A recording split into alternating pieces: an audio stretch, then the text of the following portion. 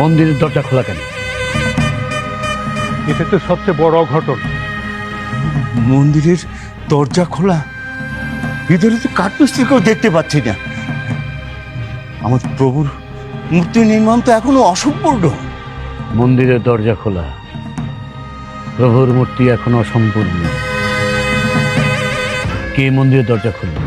কারা তোমরা সাহস আমার বিনা অনুমতিতে মন্দিরের দরজা খোলে? কে এসে? মহারাজ, মহারাজ, মহারাজ, আপনি আমায় ক্ষমা করে দিন মহারাজ, ক্ষমা করে দিন।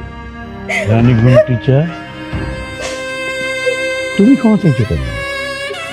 তবে কি মহারাজ, আপনার বিনা অনুমতিতে আমি কৌতূহল বশত মন্দিরের দরজা খুলে ফেলেছি মহারাজ।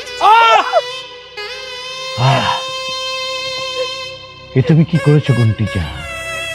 আমার এতদিনের কঠোর পরিশ্রম, আশা আকাঙ্ক্ষা সবকিছু তুমি জলাঞ্জলি দিলে। অধৈর্য হবেন না মহারাজ, এটা হয়তো প্রভুর ইচ্ছা। অধৈর্য হব না, প্রভুর ইচ্ছা। অধৈর্য হব না, এটাই প্রভুর ইচ্ছা।